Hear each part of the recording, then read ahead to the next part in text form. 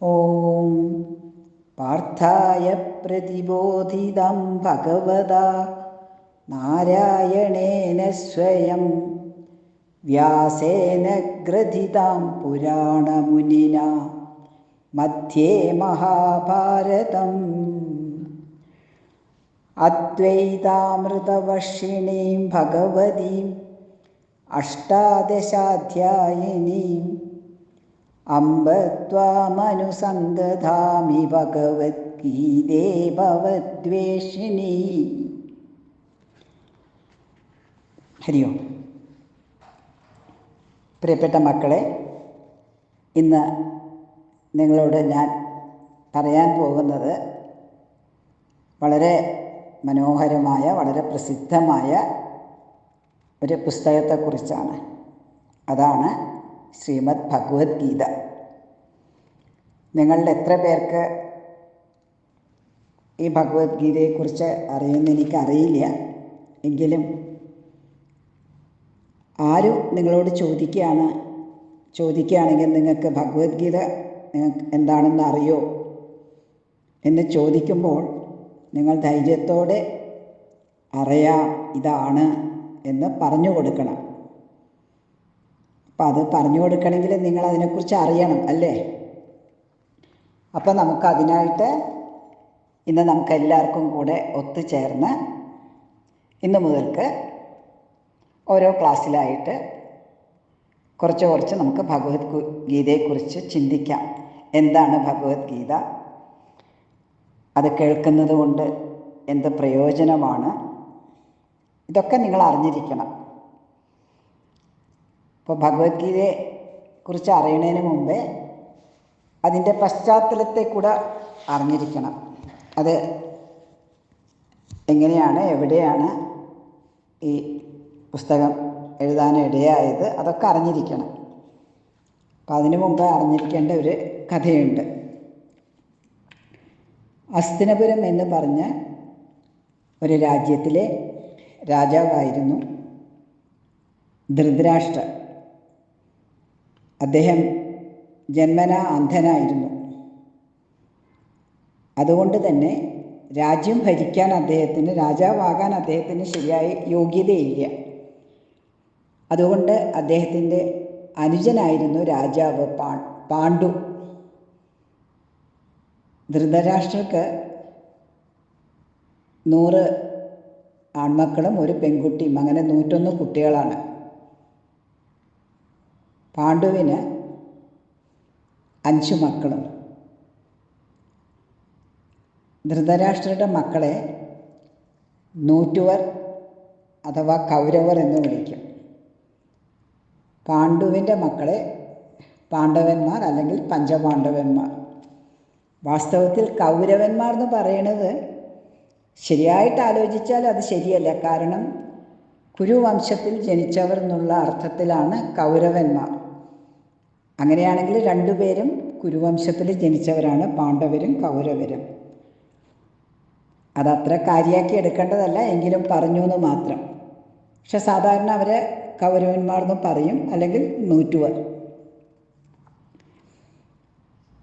അങ്ങനെ പാണ്ഡു മരിച്ച സമയത്ത് പിന്നെ രാജ്യം ഭരിക്കുന്നത് മറ്റേ കുട്ടികളാണല്ലോ. അപ്പോൾ കുട്ടികൾക്ക് രാജ്യം ഭരിക്കാൻ പറ്റില്ലല്ലോ. അപ്പം അതുകൊണ്ട് തൽക്കാലം അന്ധനായ രാജാവ് തന്നെ, ധൃതരാഷ്ട്രർ തന്നെ രാജാവായിട്ട് ഇരുന്നു കൊണ്ട്, ഭീഷ്മ പിതാമഹൻ ഒക്കെ ആയിരുന്നു രാജ്യം ഭരണം നടത്തിയിരുന്നത്. അങ്ങനെ കുട്ടികൾ വലുതായപ്പോൾ ആരാണ് ഇനി ഈ രാജ്യത്തിന് അവകാശി, ആരാണ് ഇനി രാജാവാകേണ്ടത് എന്നുള്ള ഒരു പ്രശ്നം വന്നു.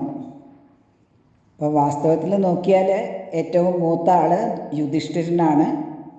പഞ്ചപാണ്ഡവന്മാരുടെ പേര്: മൂത്ത ആൾ യുധിഷ്ഠിരൻ, രണ്ടാമത്തെ ആൾ ഭീമസേനൻ, മൂന്നാമത്തെ ആൾ വില്ലാളി വീരനായ അർജുനൻ, പിന്നെ 4ഉം 5ഉം ഇരട്ട കുട്ടികളാണ് സഹദേവനും നകുലനും സഹദേവനും. നൂറ്റുവന്മാരിലെ ഏറ്റവും മൂത്തത് ദുര്യോധനൻ, പിന്നെ ദുശാസനൻ, പിന്നെ അങ്ങനെ പോകും. അപ്പം ചെറുപ്പത്തിൽ തന്നെ ഇവർ തമ്മിലുള്ള സ്വഭാവ വ്യത്യാസം വളരെ പ്രകടമായിരുന്നു, എല്ലാവർക്കും അറിയായിരുന്നു. കാരണം ദുർമാർഗത്തിലായിരുന്നു ധൃതരാഷ്ട്രരുടെ മക്കളുടെ യാത്ര, പ്രയാണം. അവർ എല്ലാം തെറ്റായ കാര്യങ്ങളിൽ ആണ് ചെയ്തുകൊണ്ടിരുന്നത്. അതേ സമയത്ത് ധർമ്മപുത്രരാണെങ്കിൽ വളരെ ധർമ്മിഷ്ഠനായിട്ടാണ്, ധർമ്മത്തിൻ്റെ അവതാരം പോലെയാണ് ധർമ്മപുത്രർ. എല്ലാം നല്ലതായ കാര്യങ്ങൾ മാത്രമേ ചെയ്യുള്ളൂ. എല്ലാവരെയും ഗുരുക്കന്മാരെയും ഒക്കെ വന്ദിച്ചുകൊണ്ട്, അനുസരിച്ചുകൊണ്ട്, സ്നേഹിച്ചുകൊണ്ട്. അതിന് നേരെ ഓപ്പോസിറ്റായിരുന്നു കൗരവന്മാർ, ദുര്യോധനും കൂട്ടരും. അങ്ങനെ വലുതായപ്പോൾ രാജ്യം ആർക്കാണെന്നുള്ള ഒരു എന്താ പറയുക, രണ്ടുപേരും കൂടെ രാജ്യം എനിക്ക് വേണമെന്ന് പറഞ്ഞ് ദുര്യോധനൻ വാദം മുന്നോട്ട് വെച്ചു. അത് തികച്ചും അസ്ഥാനത്താണെന്നുള്ളത് എല്ലാവർക്കും അറിയാം. എങ്കിലും ദുര്യോധനൻ വാശി പിടിച്ചു.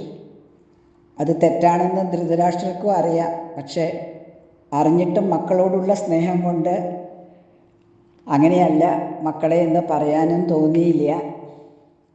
അത് പല നാശങ്ങൾക്കും വഴിവെച്ചു. അവസാനം എന്ത് പറയുന്ന, യുദ്ധം തീരുമാനിക്കപ്പെട്ടു.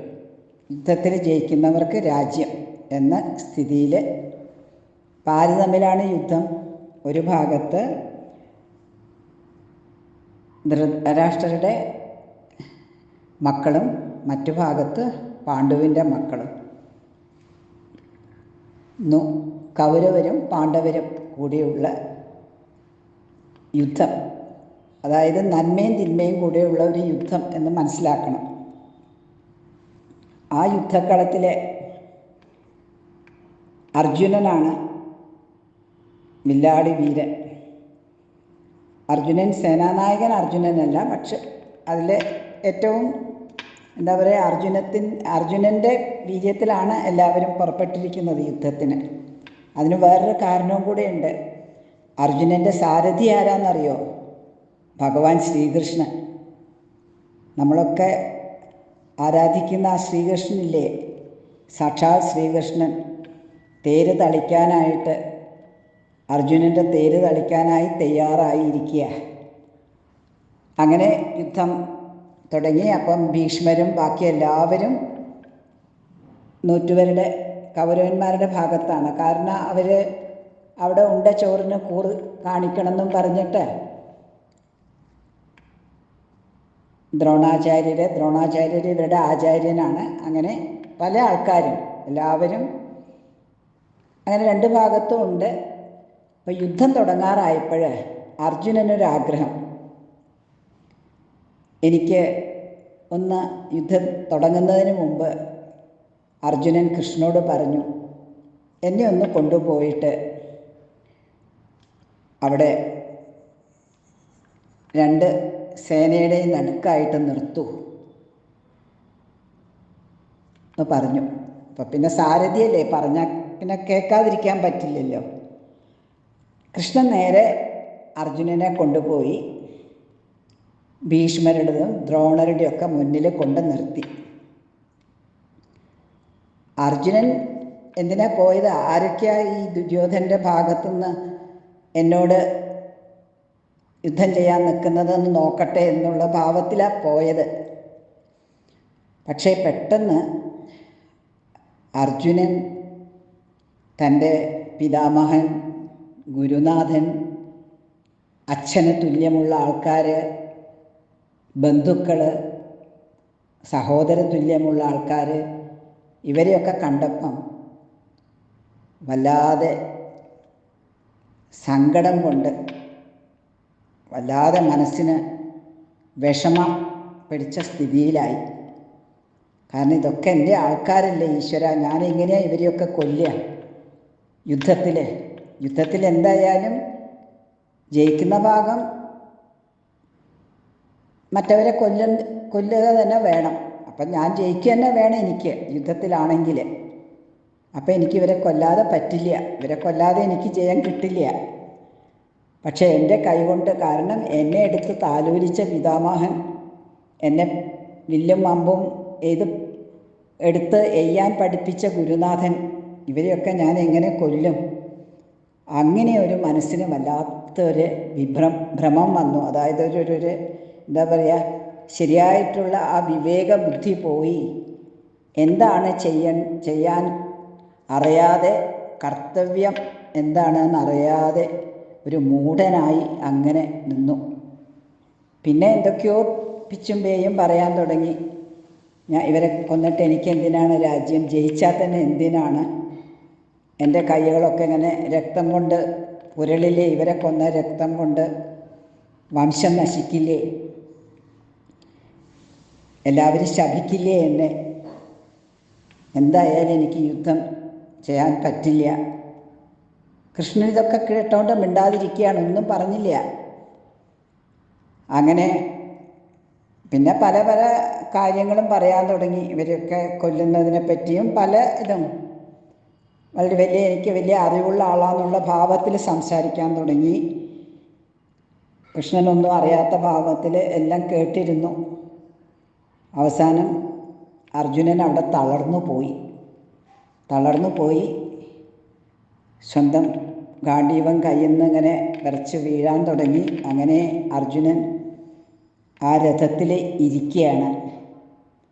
അപ്പം അത് കണ്ട് ഭഗവാൻ കൃഷ്ണ ഭഗവാൻ ഇത് കണ്ടപ്പോൾ ഇനി മിണ്ടാതിരുന്നാൽ ശരിയല്ല എന്ന് പറഞ്ഞ് ഇരിക്കുന്നത് വരെ ഉള്ളതാണ് ആദ്യത്തെ അധ്യായത്തിൽ നമ്മൾ കാണുന്നത്. അവിടെ ആ യുദ്ധഭൂമിയിൽ ആ സമയത്ത് ഭഗവാൻ അർജുനന് കൊടുക്കുന്ന ഉപദേശങ്ങളാണ് ഈ ഭഗവത്ഗീതയിൽ ഉടനീളം നാം കാണുന്നത്. അതാണ് ഭഗവത്ഗീതയിലെ സന്ദേശം. നിങ്ങളത് ആദ്യം മനസ്സിലാക്കണം. അതായത് എന്തെന്നറിയാതെ, എന്താണ് ചെയ്യേണ്ടതെന്നറിയാതെ, തൻ്റെ കർത്തവ്യം എന്തെന്നറിയാതെ മൂഢനായിരിക്കുന്ന ഒരു അർജുനനോട്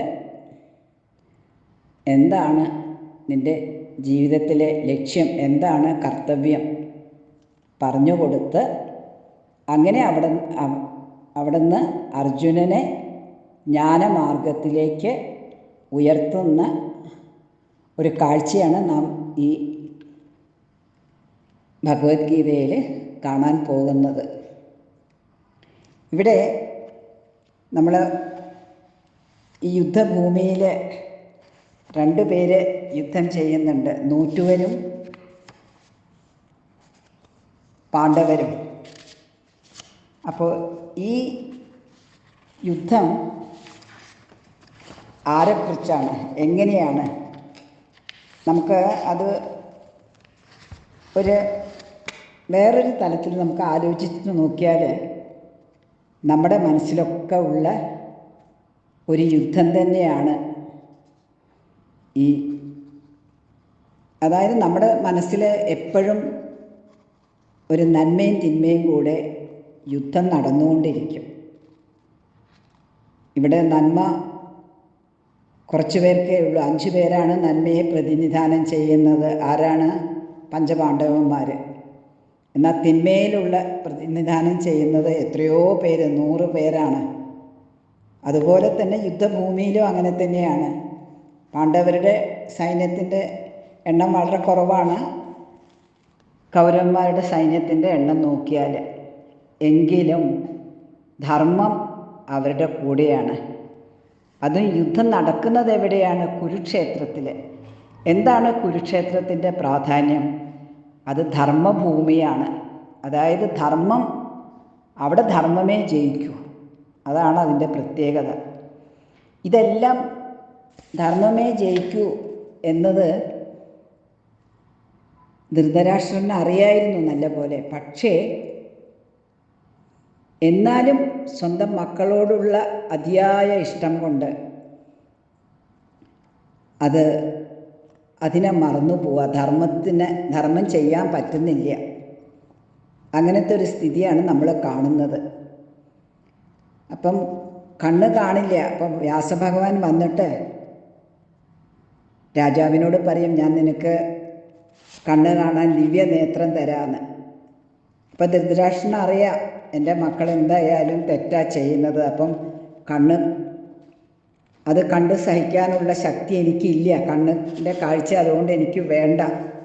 കാരണം ധൃതരാഷ്ട്രരുടെ പുറത്തെ കണ്ണ് മാത്രമല്ല കാഴ്ച പോയത്, ഉൾക്കണ്ണും കൂടെ പോയിരിക്കുന്നത്. കാരണം വിവേകമാകുന്ന ആ കണ്ണിനും കൂടെ കാഴ്ചയില്ലാണ്ടായി.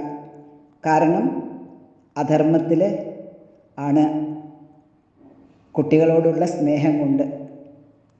അപ്പം നമ്മളെപ്പോഴും ഇതൊന്ന് മനസ്സിലാക്കേണ്ടത്, നമുക്ക് എന്തായാലും മക്കളായാലും ആരായാലും എവിടെയാണ് ശരി, എവിടെയാണ് സത്യം, എവിടെയാണ് ധർമ്മം, നമ്മൾ ആ ഭാഗത്തും ആയിരിക്കണം എപ്പോഴും നിൽക്കാൻ ശ്രമിക്കേണ്ടത്. അത് വളരെ അതല്ലെങ്കിൽ നാശമായിരിക്കും ഫലം. അതാണ് നമുക്കിതൊന്ന് കാര്യമായിട്ട് മനസ്സിലാക്കാനുള്ളത്. പിന്നെ വേറൊന്നും എന്താണെന്ന് വെച്ചാൽ, ഈ അജ്ഞാനമുണ്ടല്ലോ, അജ്ഞാനം എന്ന് പറഞ്ഞാൽ അറിവില്ലായ്മ. ഇതൊക്കെ ഓരോ പേരാണ്. അതൊക്കെ പിന്നെ നമ്മൾ ധൃതരാഷ്ട്രന് അറിയില്ല എന്താണ് ശരിയായിട്ടുള്ളതിനെ കുറിച്ചിട്ടുള്ള അറിവില്ലായ്മയാണ്. ആ അറിവില്ലായ്മ നല്ല ശക്തിയായിട്ടുണ്ട്.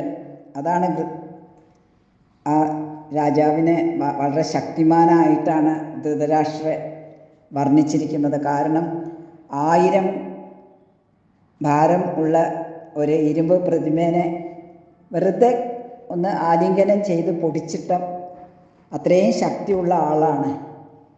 കാരണം എപ്പോഴും ഈ അറിവില്ലായ്മ അത്രയും ശക്തിയാണ്. എത്ര നമ്മൾ ശ്രമിച്ചാലും ഈ അറിവില്ലായ്മയെ മാറ്റാൻ വലിയ പ്രയാസമാണ്. അതാണ് അത് കാണിക്കുന്നത്.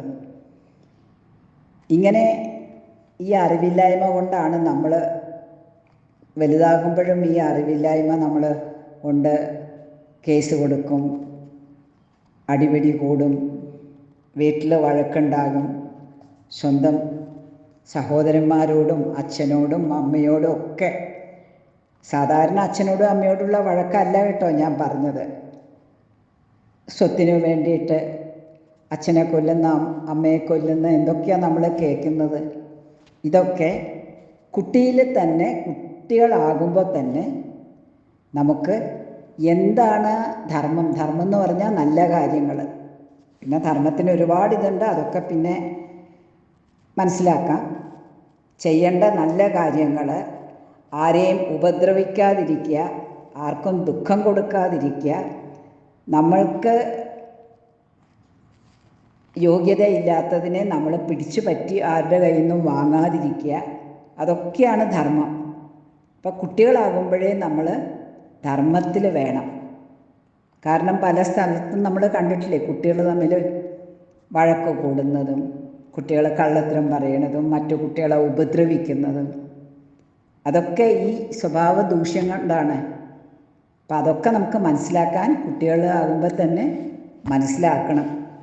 അങ്ങനെയൊന്നും ചെയ്തിട്ടില്ലെങ്കിൽ ഇങ്ങനത്തെ ഒരു വലിയ യുദ്ധമായിരിക്കും നമ്മുടെ ജീവിതത്തിൽ ഉണ്ടാകാൻ പോണത്. അതാണ് നിങ്ങളിതൊന്ന് മനസ്സിലാക്കേണ്ടത്.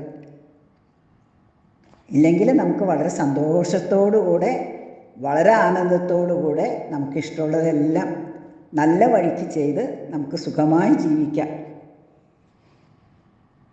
അതുകൊണ്ട് അതൊക്കെയാണ് നിങ്ങൾ ഈ ഭഗവത്ഗീതയിൽ നിന്ന് നിങ്ങൾക്കിപ്പോൾ മനസ്സിലാക്കേണ്ടത്. കാരണം അതിൻ്റെ ആഴത്തിലുള്ള തത്വങ്ങളിലേക്ക് ഇപ്പോൾ പോയിട്ട് കാര്യമില്ല. ഇപ്പം നിങ്ങൾക്ക് അതിൻ്റെ ശ്ലോകങ്ങൾ പഠിച്ച് മനപ്പാഠമാക്കാൻ കഴിയുമെങ്കിൽ അത് അത്രയും നല്ലതാണ്. ദിവസം ഒരു ശ്ലോകമോ ആഴ്ചയിലൊരു ശ്ലോകമോ മനപ്പാഠമാക്കി കഴിഞ്ഞാൽ ഇതിൽ 700ഓളം ശ്ലോകമുണ്ട്. അങ്ങനെ മെല്ലെ മെല്ലെ ആയിക്കഴിഞ്ഞാൽ പിന്നീട് നിങ്ങളുടെ ജീവിതത്തിലേക്ക് അത് വളരെ വളരെ ഉപകാരപ്രദമാകും. ഇനി നമുക്ക് ഇവിടെ നമ്മൾ നിർത്തിയിരിക്കുന്നത് അർജുനൻ തേരിൽ വില്ലൊക്കെ താഴെ വെച്ച് കരഞ്ഞ കണ്ണുകളോടുകൂടെ സങ്കടപ്പെട്ടിരിക്കുകയാണ്. അപ്പം അർജുനന് സങ്കടം എന്തുകൊണ്ടൊക്കെയാണ് വന്നിരിക്കുന്നത്? തൻ്റെ കർത്തവ്യം എന്താണെന്ന് അറിയാതെ കർത്തവ്യമൂഢനായിരിക്കുകയാണ്. അതെങ്ങനെയാണ് സംഭവിച്ചത്? അറ്റാച്ച്മെൻ്റ് കൊണ്ട്. അതായത് അയ്യോ എൻ്റെ ആൾക്കാരാണല്ലോ, അവരെ എങ്ങനെയാണ് കൊല്ലുക, അപ്പം ധർമ്മം എവിടെയാണ് അധർമ്മം എവിടെയാണ് എന്നൊക്കെ ഉള്ള കാര്യം മറന്നുപോയി. അങ്ങനെ അപ്പോൾ അതിന്ന് സങ്കടം വന്നു. അപ്പോൾ അവിടെ രാഗം വന്നു, ശോകം വന്നു, പിന്നെ കാര്യങ്ങളൊന്നും ശരിയായി കാണാത്ത വിധത്തിലായി മോഹം. അങ്ങനെ രാഗ ശോക മോഹത്തോടു കൂടിയവനായി തീർന്നു അർജുനൻ. ഇത്രയും നിങ്ങൾ ഒന്നാമത്തെ അധ്യായം. അതുകൊണ്ട് തന്നെ ഒന്നാമത്തെ അധ്യായത്തിന് അർജുന വിഷാദയോഗം, അർജുനൻ്റെ സങ്കടം. അർജുനൻ്റെ സങ്കടം ഉള്ളതുകൊണ്ട് എന്താ ഒരു കാര്യമുണ്ടായി. അർജുനന് ആ സങ്കടം ഉള്ളതുകൊണ്ട് അർജുനന് ഈശ്വരനോട് കൂടുതൽ അടുക്കാൻ പറ്റി. ആരാണ് ഈശ്വരൻ ഇവിടെ? ഭഗവാൻ ശ്രീകൃഷ്ണൻ. അതുവരെ അർജുനൻ തിരിച്ചറിഞ്ഞിട്ടില്ല ശ്രീകൃഷ്ണൻ ഭഗവാനാണ്, ഞാൻ എന്താണ് പറയേണ്ടത്, അർപ്പണഭാവത്തോടുകൂടി സമീപിക്കേണ്ടതാണ് എന്നൊന്നും അറിഞ്ഞിട്ടില്ല. അതുവരെ സ്വന്തം ഫ്രണ്ടാണ്, അല്ലെങ്കിൽ കസിനാണ്, ബന്ധുവാണല്ലോ. അങ്ങനെ സുഹൃത്ത് ആയിട്ട് അങ്ങനെ രണ്ടുപേരും വളരെ ക്ലോസ് ഫ്രണ്ട്സാണ്, അങ്ങനെ ധരിച്ചിട്ടുള്ളൂ. ശരിയായ രൂപം മനസ്സിലായില്ല. അപ്പോൾ ഈ വിഷാദം വന്നില്ലെങ്കിൽ ഒരിക്കലും ആ ഈശ്വര ഭാവത്തിലേക്ക് എത്തില്ലായിരുന്നു അർജുനൻ. അതുകൊണ്ട് അർജുനനെ ഈശ്വരഭാവത്തിലേക്ക് അടുപ്പിച്ചത് എന്ന അർത്ഥത്തിൽ ഒന്നാമത്തെ അധ്യായത്തിന് വിഷാദയോഗം എന്ന പേര്. നമുക്കിനി അടുത്ത അധ്യായം നമുക്ക് അടുത്ത ക്ലാസ്സിൽ ഒന്നിച്ചിരുന്നിട്ട് കേൾക്കാം. ഇനി വീട്ടിൽ പോയിട്ട് ഇതിനെക്കുറിച്ചൊക്കെ ഒന്ന് ആലോചിച്ചിട്ട് അടുത്ത ക്ലാസ്സിൽ വരും. സ്നേഹത്തോടെ.